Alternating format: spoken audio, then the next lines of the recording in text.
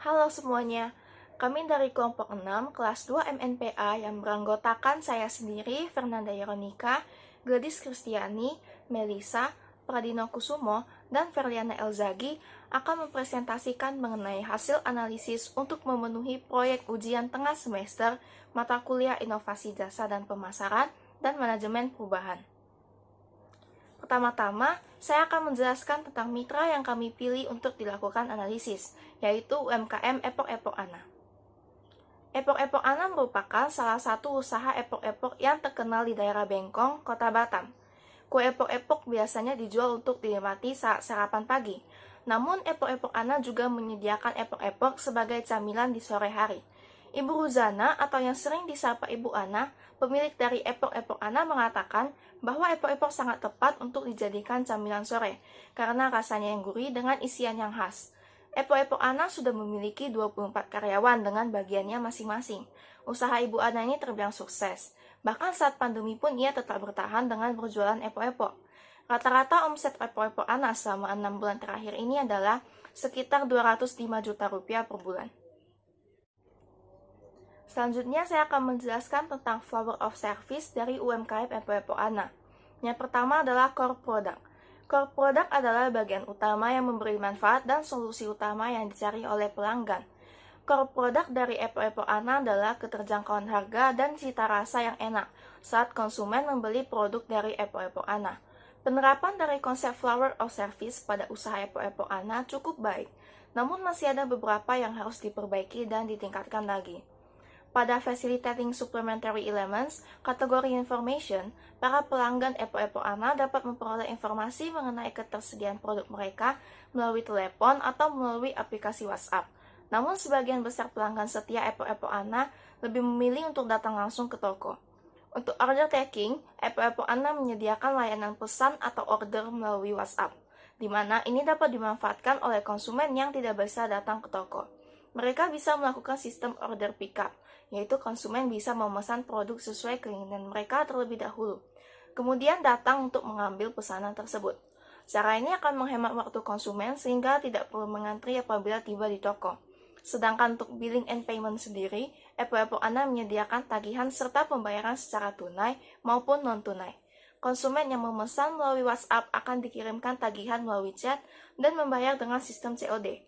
Bagi konsumen yang datang langsung ke toko, dapat melakukan pembayaran secara langsung kepada pegawai toko. Untuk selanjutnya akan dijelaskan oleh rekan saya yaitu Pradino Kusumo. Pada supplementary element terdapat analisa pada hospitality, safekeeping, consultation, dan exception. Hospitality menjelaskan terkait keramahan dalam servis yang dilakukan mulai dari tahap pemesanan sampai pembayaran. Dari hasil pengamatan kami ke toko Epok-Epok Ana, karyawan yang bekerja di sana selalu menyambut baik ketika konsumen datang. Safekeeping yang terdapat pada usaha Epok-Epok Ana adalah memberikan packaging produk yang terbuat dari karton dan wadah. Cara ini dapat menjamin kebersihan produk makanan Epok-Epok dan menjaga keamanan lingkungan. Epok-Epok Ana juga telah menerapkan protokol kesehatan dengan baik seperti penyediaan tempat cuci tangan.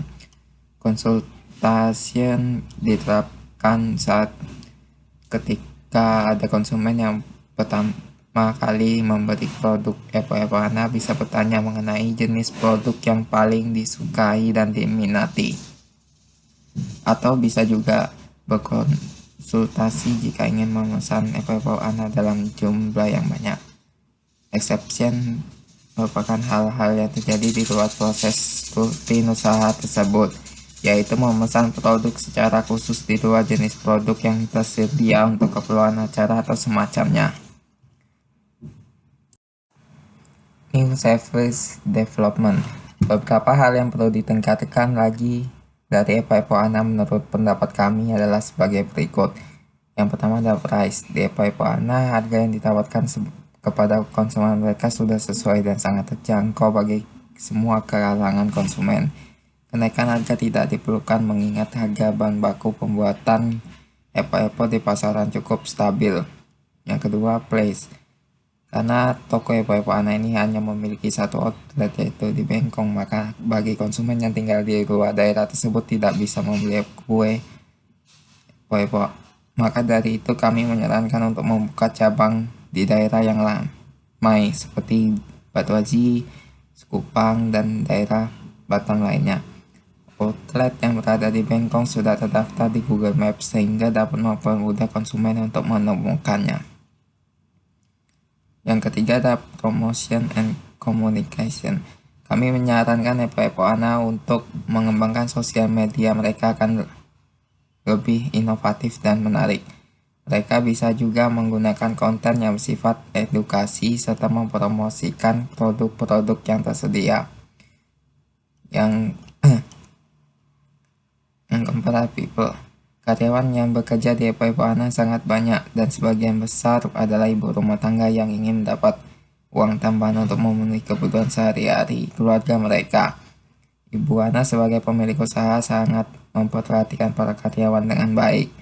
Pengetahuan yang sering beliau bagikan agar hubungan antara pemilik dan karyawannya baik. Mengembangkan kemampuan tiap karyawan sangat penting dalam proses bisnis. Di sini saya akan menjelaskan tentang slide 6, yaitu Service Distribution Strategy. Menganalisa melalui saluran distribusi, yaitu mengenai informasi yang tersedia dari usaha Epo-Epo Ana seperti lokasi, toko, dan produk apa saja yang tersedia. Kemudian, distribution strategi harus mencakup masing-masing dari 3 pertanyaan, yang lain tentang bagaimana, di mana, dan kapan distribusi terjadi. Layanan atau produk dapat dijangkau konsumen dengan cara mendatangi lokasi toko Epo-Epo Ana di Bengkong, Kota Batam, atau dapat melakukan transaksi secara online melalui aplikasi WhatsApp. Epo-Epo Ana belum terdaftar pada aplikasi seperti GoFood ataupun GrabFood. Pemilihan lokasi di Bengkong didorong oleh beberapa alasan. Menurut Ibu Ana, tokonya berada di lokasi yang sangat strategis karena berdekatan dengan pemukiman dan sekolah. Terletak di pinggir jalan besar, sehingga orang-orang yang lewat jalan tersebut dapat singgah untuk membeli kue Epo-Epo. Saat konsumen mengunjungi lokasi atau toko Epo-Epo Ana, faktor yang dipertimbangkan adalah biaya, area jangkauan konsumen, kenyamanan dan keamanan lokasi outlet bagi konsumen. Ibu Ana telah memikirkan sebelum menentukan lokasi yang akan dijadikan tempat usahanya, membuat keputusan mengenai lokasi yang dekat dengan rumahnya dan beberapa tempat kerja dan sekolah. Selanjutnya saya akan menjelaskan tentang slide 7, yaitu The Service Transaction is Conducted Remotely. Memanfaatkan pembayaran secara digital juga merupakan tren saat ini. Selama masa pandemi, akibat penyebaran COVID-19 membuat konsumen memutuskan untuk bertransaksi dengan menggunakan e-wallet atau e-money seperti Dana, Link Aja, dan OVO karena terjamin keamanannya. Maka dari itu, kami menyarankan Epo-Epo Ana bisa menambahkan fitur ini ke dalam sistem pembayaran mereka di masa depan. Masyarakat saat ini cenderung mencari informasi-informasi mengenai makanan dan cemilan kesukaan mereka melalui internet dan aplikasi lainnya. Hal ini bisa dijadikan peluang bagi Epo-Epo Ana untuk memperluas jangkauan konsumen mereka, bukan hanya masyarakat Batam, tetapi juga yang berada di luar kota Batam. Selanjutnya adalah classical approach. Berdasarkan hasil pengamatan kami pada usaha Epo-Epo Ana, pendekatan yang sesuai adalah teori pendekatan yang dikemukakan oleh Henry Fayol. Adapun prinsip struktur organisasi yang sesuai pada mitra kami adalah sebagai berikut. Yang pertama adalah skala change. Tempat usaha dikelola dalam hierarki secara vertikal dan jelas. Komunikasi yang dijalankan adalah dari atas ke bawah dan begitu juga sebaliknya. Yang kedua adalah unity of command. Karyawan Epo-Epo Ana menerima semua tugas yang jelas hanya berasal dari satu orang, yaitu Ibu Ana. Yang ketiga adalah unity of direction. Aktivitas atau kegiatan produksi memiliki tujuan yang sama dan diawasi oleh pemilik usaha. Yang keempat adalah division of labor. Karyawan diberikan tugas sesuai dengan posisinya masing-masing, seperti karyawan yang bertugas sebagai kasir, bagian dapur, dan helper. Yang kelima adalah order. Masing-masing karyawan sudah diberi arahan dari Ibu Ana dalam pembagian tugas. Beberapa ada yang bertugas untuk memasak dan yang membuat adonan, serta sisanya bertugas sebagai mencetak dan menggoreng. Yang keenam adalah span of control. Ibu Ana tidak terlalu sering datang ke toko untuk mengawasi seluruh karyawannya. Namun beliau biasanya menunjuk satu orang karyawan untuk melihat proses produksi dan bisnis berjalan sesuai aturannya. Yang ketujuh adalah sentralisasi. EPPO Ana atau Ibu Ana secara aktif saat mengontrol dan mengambil keputusan atas kegiatan yang dilakukan oleh karyawannya. Level sentralisasi akan optimal apabila pihak pemilik usaha dan karyawannya memahami karakteristik masing-masing dari mereka. Selanjutnya adalah otoritas dan tanggung jawab. Ibu Ana memiliki otoritas dalam usahanya dan karakter personalnya. Beliau sudah berpengalaman di bidang bisnis kuliner. Tanggung jawab diikuti dengan otoritas dengan porsi yang seimbang. Yang kesembilan adalah disiplin.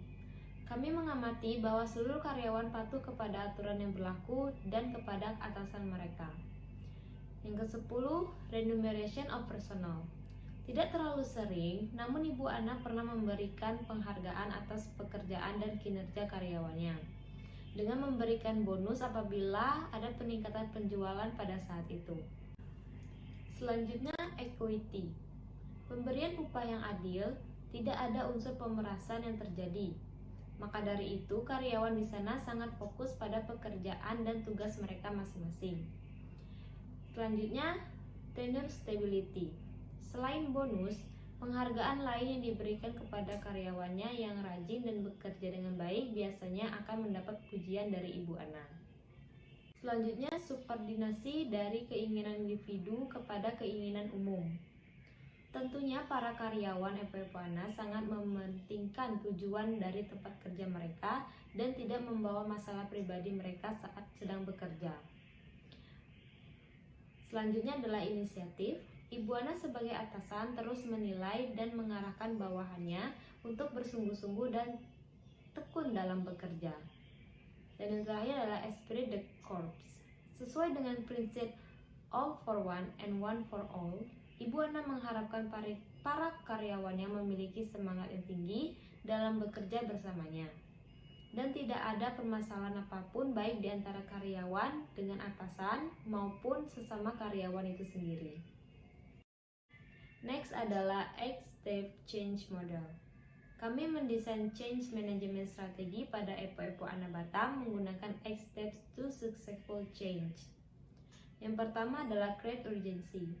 Misalnya, usaha EPPO Ana yang berubah mengikuti perkembangan teknologi saat ini dalam memasarkan produknya. Mereka dapat merubah sistem pembayaran mereka ke bentuk digital, seperti menerima pembayaran melalui aplikasi Dana, OVO, ShopeePay, dan lain-lainnya. Yang kedua adalah from a powerful coalition. Dalam upaya transformasi yang sukses, Ibu Ana beserta 24 karyawannya berkomitmen bersama dalam meningkatkan keunggulan kinerja usaha melalui perubahan. Dan yang ketiga, create a vision of change. Mengenai arah yang dituju oleh Ibu Ana bagi usaha kue EPPO-nya, misalnya menjadikan EPPO Ana sebagai makanan oleh-oleh khas Batam. Hal ini tentunya akan memberikan dampak positif bagi usaha Ibu Ana untuk lebih berkembang dan dikenal oleh masyarakat luas. Yang keempat adalah communicate the vision. Kami mengamati Ibu Ana adalah sosok pemimpin yang bisa berkomunikasi kepada karyawannya dengan baik dan mampu menanamkan pesan-pesan yang tersirat dalam aktivitasnya sehari-hari. Yang kelima adalah empower action. Ibu Ana harus memperhatikan hambatan yang muncul dan berupaya untuk menyingkirkannya dan menyelesaikannya. Jika ada karyawan yang menjadi penghambat, maka Ibu Ana harus memperlakukan mereka dengan baik dan menyesuaikan dengan visi baru tempat kerja. Seiring berjalannya waktu nanti, Ibu Ana harus bersiap dan memikirkan solusi untuk mengatasi hambatan yang akan terjadi di masa proses perubahan tersebut. Yang keenam adalah create quick wins. Misalnya merencanakan kemenangan kecil seperti target penjualan yang melampaui harapan. Ketujuh adalah build on the chain. Ibu Ana menangani sistem dan struktur yang tidak sesuai dengan visi perubahan.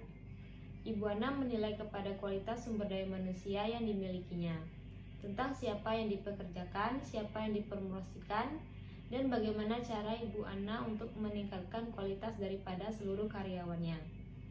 Menempatkan proyek rekayasa ulang dalam konteks yang lebih tinggi daripada hanya inisiatif. Ibu Ana memahami jika perubahan tidak akan selesai dalam waktu bulan, melainkan tahun. Dan yang terakhir adalah make it stick. Ada dua hal yang akan menentukan keberhasilan dari perubahan ke dalam usaha Epok-Epok Ana nantinya. Yang pertama, Ibu Ana menunjukkan kepada karyawannya tentang pendekatan, perilaku, dan cara kerja yang baru akan berdampak pada peningkatan kinerja. Yang kedua adalah mendedikasikan waktu untuk memastikan seluruh elemen dalam bisnis berhasil menanamkan dan mewujudkan pendekatan baru yang ada. Next slide akan dijelaskan oleh rekan saya Melissa. Approach to strategy. Budaya yang ada pada usaha Epok-Epok Ana dan knowledge sharing merupakan faktor keberhasilan usaha. Kami melihat bahwa mereka telah bekerja bersama untuk waktu yang lama dan sangat dekat antara satu karyawan dengan karyawan lainnya. Namun beberapa karyawan menceritakan tentang kehidupan pribadi mereka karena sebagian besar karyawan di sana adalah ibu-ibu rumah tangga. Status inilah yang menjadi alasan mereka terus berbagi informasi dan pengetahuan mereka kepada sesama rekan kerja. Mereka mempercayai rekan-rekan mereka dan dengan leluasa untuk mengekspresikan perasaan mereka. Tingkat interaksi secara tatap muka yang sangat tinggi dengan rekan kerja mereka saat bekerja di Epok-Epok Ana merupakan hal yang sangat pasti untuk melakukan komunikasi. Ibu Ana sebagai pemilik usaha memberikan edukasi kepada seluruh karyawannya mengenai bisnis dan usaha. Informasi mengenai proses bisnis seperti jadwal dan informasi penting lainnya disampaikan secara langsung oleh beliau. Hal ini diyakini sangat efektif daripada melalui personal chat atau alat penunjang lainnya. Kami berpendapat bahwa memberikan pengetahuan mengenai tempat di mana kita bekerja sangatlah penting. Hal ini akan bisa memperkuat hubungan antar pemimpin dan karyawan yang bekerja semakin erat. Bukan hanya pemimpin, mereka sesama karyawan juga berbagi pengetahuan. Kami melakukan analisa apakah imbalan finansial atau non-finansial yang sesuai dengan karyawan Epok-Epok Ana. Mengingat karyawan-karyawan yang bekerja adalah ibu rumah tangga, maka penghargaan finansial lebih efektif daripada hanya sekedar pujian karena dengan finansial akan sangat bermanfaat bagi mereka dan keluarganya. Ibu Ruzana sebagai pemilik dari Epok-Epok Ana memiliki 24 karyawan yang bekerja dalam perusahaannya. Beliau menerapkan sistem shift pada karyawannya di mana dalam satu shift terdapat 6 karyawan yang bekerja. Epok-Epok Ana tidak memiliki pengawas karena beliau selalu datang ke lokasi untuk melakukan pengawasan. Karyawan Epok-Epok Ana ini dibagi sesuai dengan kemampuan kerja masing-masing. Ada yang melakukan penjualan, bekerja di bagian dapur, dan bertugas untuk membantu. Berdasarkan hasil analisa pada mitra usaha kami yaitu Epok-Epok Ana Batam, maka diperoleh beberapa kesimpulan sesuai dengan teori yang telah dipelajari pada mata kuliah inovasi jasa dan pemasaran. Pada hasil analisa kami berdasarkan the flower of service pada usaha Epok-Epok Ana adalah masih kurang pada facilitating supplementary elemennya, yaitu pada billing dan payment mereka yang masih mempertahankan cara pembayaran secara tunai. Sedangkan pada enhancing supplementary elemennya, kami merasa bahwa ada yang kurang pada exception. Epok-Epok Ana harus menambahkan layanan mereka atau menginformasikan kepada konsumennya bahwa mereka menerima pesanan dalam jumlah besar untuk keperluan acara. Sayangnya masih banyak dari pelanggan Epok-Epok Ana yang tidak mengetahui layanan ini. Yang kedua, karyawan Epok-Epok Ana berkomunikasi dan bertransaksi langsung kepada konsumen mereka. Sikap dan pelayanan yang mereka tunjukkan akan menciptakan experience pada benak konsumennya. Hal ini akan berujuk pada pelayanan yang konsumen tersebut terima. Mereka akan membagikan pengalaman mereka selama datang ke Epok-Epok Ana kepada orang-orang di sekitar mereka. Yang ketiga, terdapat beberapa hal yang perlu Epok-Epok Ana bangun dalam pelayanan maupun produk mereka dari yang sudah ada saat ini. Karena persaingan dan tuntutan konsumen yang tinggi, maka Epok-Epok Ana akan tertinggal dari yang lainnya. Pelayanan yang sudah ada cukup baik menurut kami. Dan yang keempat adalah mitra usaha Epok-Epok Ana sudah terdaftar di Google Map. Hal ini akan sangat membantu bagi konsumen yang tinggal di luar Bengkong untuk bisa menemukan lokasi Epok-Epok Ana dengan mudah. Berdasarkan hasil analisa dan kesimpulan yang didapatkan, maka saran kami atas permasalahan pada EPO ANA yaitu yang pertama, menurut pendapat kami, seperti yang kita ketahui bahwa pada saat ini Batam masih dalam masa pandemi COVID-19 yang seharusnya para pelaku usaha atau bisnis mulai menawarkan pembayaran secara digital karena lebih terjamin keamanan dan kenyamanannya. Yang kedua, saat berada di tempat usaha, kami melihat bahwa jumlah karyawan yang melayani konsumen hanya sebanyak 2 orang. Kami menyarankan agar jumlah karyawan yang menjaga di depan ditambah sehingga menjadi 3-4 orang. Apalagi saat pagi dan sore hari jumlah konsumen yang datang sangat ramai. Dan yang ketiga, karena EPO ANA sangat terkenal akan cita rasanya yang enak, maka kami menyarankan agar EPO ANA bisa membuka cabang baru di daerah pada penduduk di Batam. Berikut adalah kesimpulan dari hasil analisa kami sesuai dengan teori yang telah dipelajari pada mata kuliah manajemen perubahan. Yang pertama, classical approach yang sesuai pada EPO ANA Batam menurut kami adalah teori dari Henry Fayol. Elemen yang ada sesuai dengan yang dilakukan oleh pemilik usaha EPO ANA yaitu Bu Ana. Cara Ibu Ana berkomunikasi terhadap karyawannya sangat baik. Kami melihat bahwa bisnis yang dijalankan oleh Bu Ana berfungsi dengan baik dan sesuai dengan apa yang Ibu Ana inginkan. Dapat dilihat dari struktur organisasi dan pembagian tugas serta tanggung jawab yang jelas dari masing-masing karyawannya. Yang kedua, meskipun jarang tapi Ibu Ana akan memberikan penghargaan bagi karyawannya apabila bekerja dengan rajin dan tekun. Selain itu, Ibu Ana juga sering memperhatikan dan menilai cara kerja karyawannya selama proses bisnis berjalan. Ibu Ana sebagai pemilik memiliki otoritas dan wewenang untuk mengambil keputusan terkait usaha dan aktivitas karyawan. Yang ketiga, sejauh ini Ibu Ana belum melakukan strategi perubahan terhadap bisnisnya. Namun tidak bisa dipungkiri bahwa beliau akan melakukan perubahan dari sisi manapun pada bisnisnya tersebut. Seiring berjalannya waktu, perkembangan teknologi dan tuntutan akan kebutuhan konsumen akan tinggi. Dan yang terakhir, karena banyaknya karyawan yang bekerja di EPO ANA, maka sering terjadi komunikasi antar sesama karyawan saat bekerja. Hal ini sesuai dengan approach strategi, yaitu berbagi pengetahuan, di mana dibutuhkannya skill tersebut agar mencapai keuntungan bersama, seperti kepercayaan, berkomunikasi, berbagi informasi, penghargaan, dan struktur organisasi. Menurut kami, EPO ANA telah menjalankan poin-poin tersebut dengan baik. Berdasarkan hasil analisa dan kesimpulan yang didapatkan, maka kami memiliki saran kepada EPO ANA, yaitu yang pertama, kami melihat perlunya perubahan bagi EPO ANA dalam beberapa hal seperti mengadaptasi tren kuliner camilan kekinian dengan memodifikasi kue epok-epok, memperbarui interior toko agar semakin menarik, banyak mempromosikan kue epok-epok sebagai cemilan khas Batam, dan membuka layanan pesan antar di berbagai aplikasi yang tersedia saat ini. Dan yang kedua adalah dalam hal sumber daya manusianya, kami menyarankan Ibu Ana untuk merekrut karyawan baru yang memiliki semangat kerja dan mau bekerja sama dalam memajukan bisnis, mengembangkan kompetensi karyawan lama dalam hal pengetahuan serta keahlian dalam suatu hal, dan kami menyarankan agar Ibu Ana dapat menerapkan reward system dan punishment bagi seluruh karyawan berdasarkan kinerja mereka saat bekerja. Sekian hasil dari presentasi kelompok 6, kurang lebihnya kami mohon maaf. Terima kasih.